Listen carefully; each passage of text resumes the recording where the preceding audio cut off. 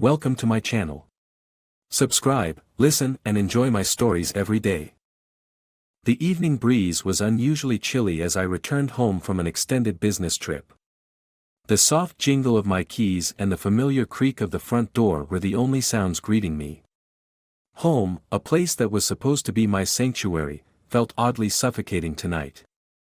I dropped my suitcase by the entryway, the thud echoing slightly louder than it should have. That's when the sharp, acrid scent of gasoline hit me. Confusion twisted inside me as I followed the scent, each step guided by the increasing intensity of the fumes. The trail led me to the garage, a place that should have been devoid of such a smell. The door was ajar.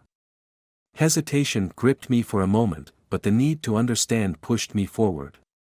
What I saw next froze me in place. There, amidst a clutter of jerry cans and oily rags, stood my wife, Clara. Her hands, visibly trembling, clutched a lighter. Beside her, a man with wild, frantic eyes seemed equally startled by my appearance.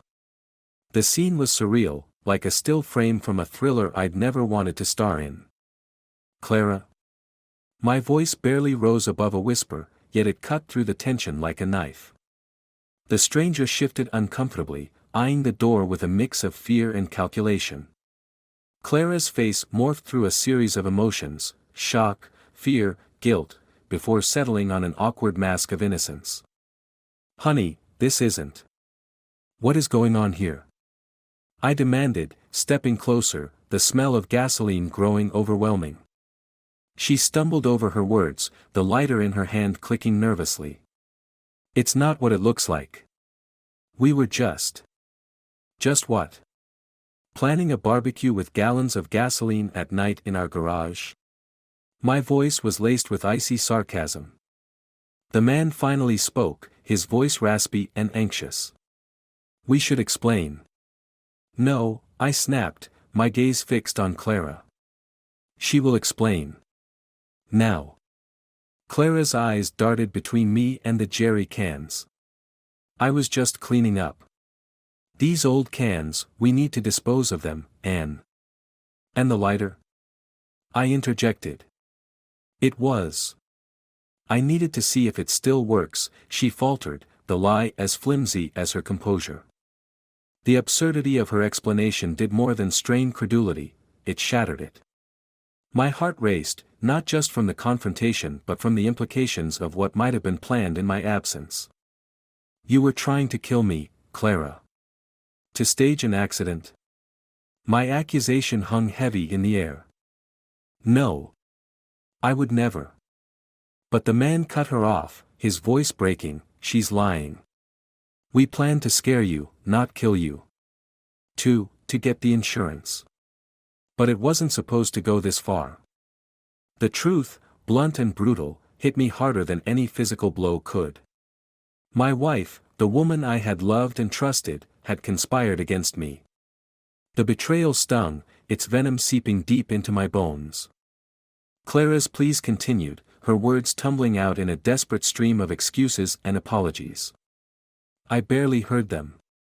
My mind was already racing, plotting, planning how to untangle my life from hers, how to protect myself and get back at her for this ultimate betrayal. As the police sirens wailed in the distance, alerted by a concerned neighbor or perhaps an act of my subconscious dialing, the reality of my new life without Clara began to take shape. Our divorce would be swift, her schemes laid bare for the courts to see. As for revenge, the law would handle that, but I would ensure that the remnants of our life together would favor me, leaving her with nothing but the consequences of her actions. Walking away from the chaos in the garage, the cool night air felt like a balm. Clara's sobs faded behind me, the chapter of us closing as definitively as the garage door slammed shut. The intrigue of how far she might have gone, and who truly was behind the plan, would unfold, but for now, I was free from her web of lies. The following morning, the sun's glare seemed harsher than usual, as if to highlight the stark new reality of my life. As I navigated the remnants of yesterday's chaos, the lingering smell of gasoline was a grim reminder of Clara's betrayal. My first task was painfully practical, secure my safety and gather evidence. I had slept little, my dreams haunted by the flicker of lighter flames. I returned to the garage, now a crime scene plastered with yellow tape, to meet Detective Lorne, a stern woman with keen eyes. She was flipping through a notepad when I approached.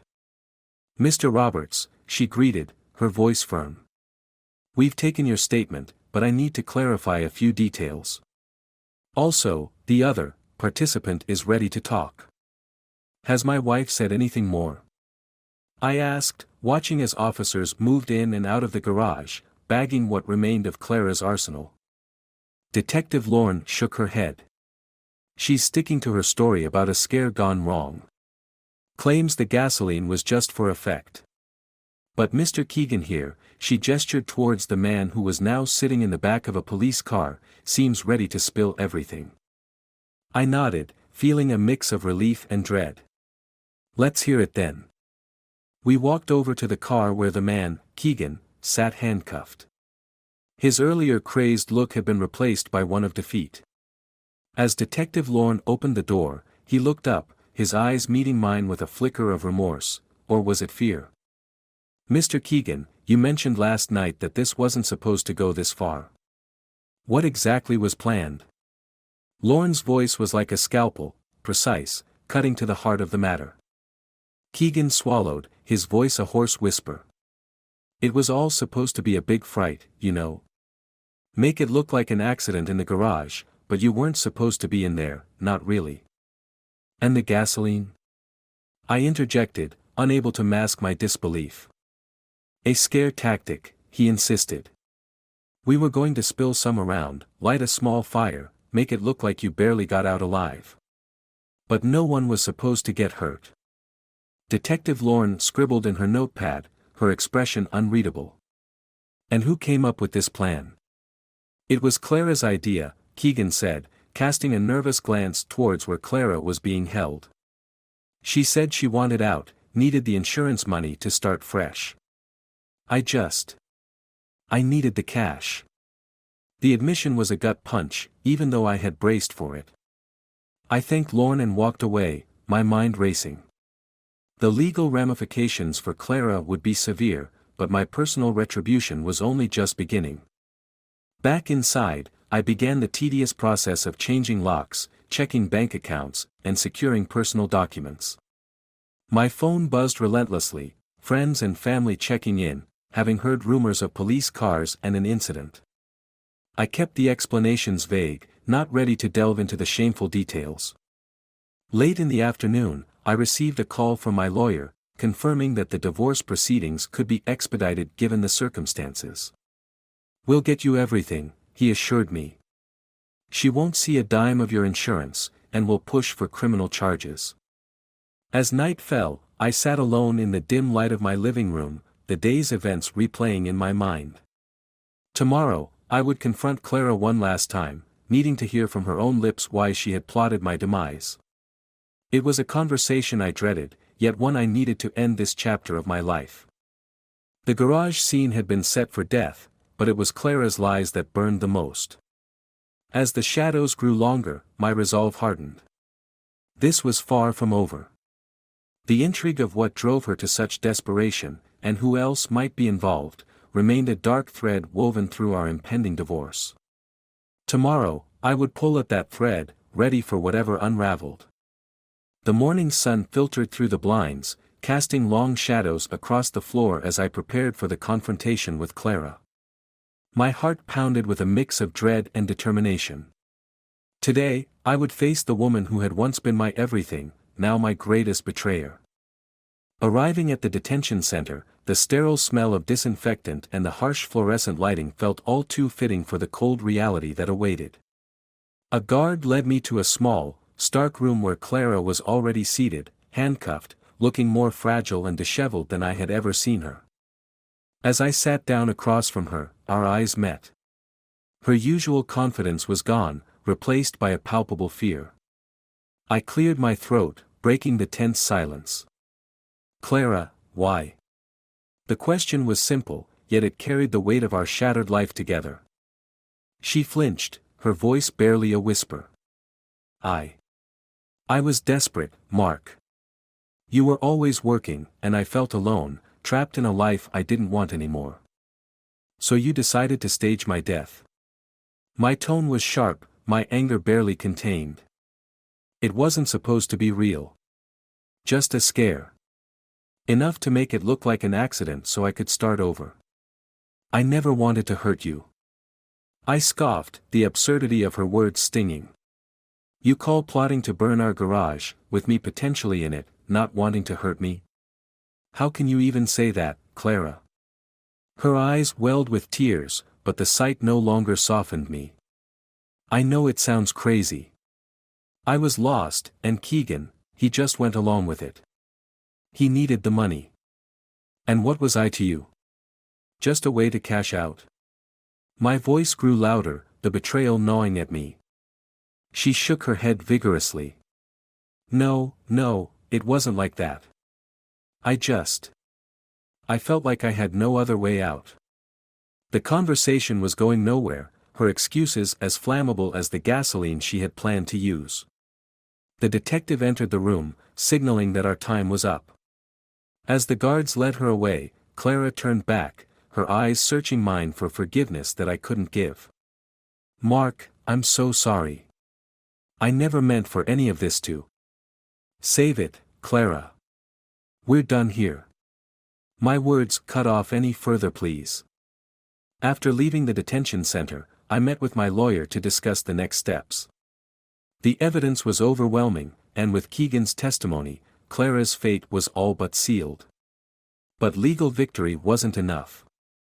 I needed to ensure she couldn't harm anyone else the way she had intended to harm me.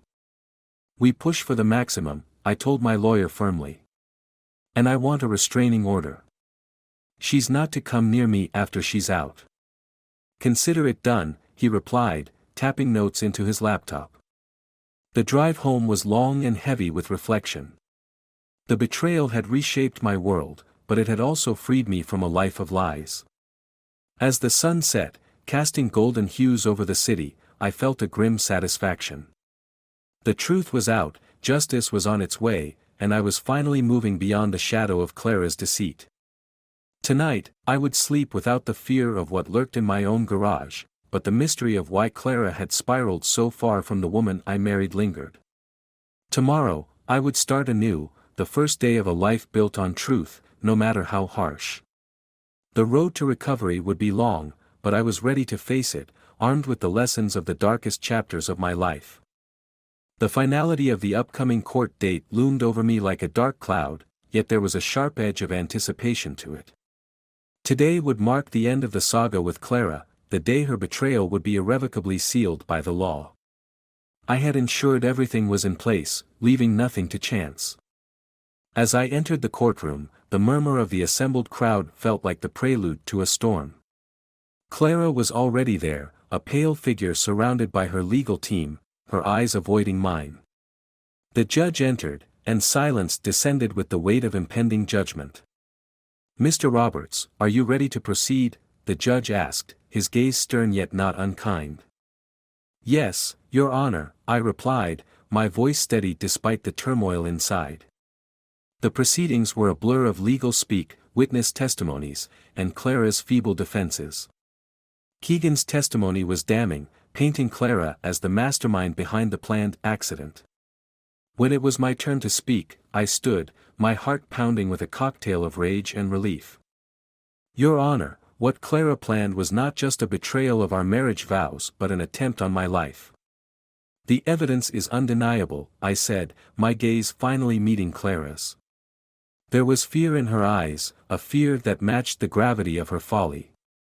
The judge nodded gravely, turning to Clara. Mrs. Roberts, do you have anything to say in your defense? Clara stood shakily, her voice a whisper. I am sorry for the pain I've caused. I was lost, not myself. I never meant for things to go this far. Her words hung in the air, but they did little to sway the judge. The sentence was swift and harsh, reflecting the severity of her crimes. As the judge declared her guilty, sentencing her to several years in prison, a quiet satisfaction settled over me. Justice had been served, cold and hard. But the story didn't end there. With Clara's sentencing, a new piece of information came to light, something even I hadn't expected. After the trial, Detective Lorne pulled me aside, a folder in her hands. "There's something you should see, Mr. Roberts. It's about the man, Keegan." She handed me the folder. Inside were photographs and documents that detailed Keegan's background. Not only had he been an accomplice, but it turned out he had a history of similar schemes, targeting lonely, vulnerable women. Clara had been manipulated far more deeply than either of us had realized. "This doesn't excuse her actions, but it does add another layer to the deception," Lorne explained. The revelation was a bitter pill. Clara had been a victim in her own right, albeit one who had made the unforgivable choice to turn her desperation into a deadly plot against me. The complexity of her betrayal twisted deeper, a labyrinth of lies and manipulation. That night, as I sat alone in my now too quiet house, the full weight of everything crashed down on me. I had sought retribution, and I had received it, but at the cost of any pity I might have once had for Clara. She was both a villain and a pawn, and I was free of her, yet bound forever to the scars she had left. In the end, the hero didn't just confront the traitor, he uncovered layers of deceit that painted not just a black and white picture of betrayal, but a murky gray of manipulation and vulnerability. I turned away from it all, the chapter closed with the gavel's final bang, the ashes of my past life still warm, but now slowly cooling into the night.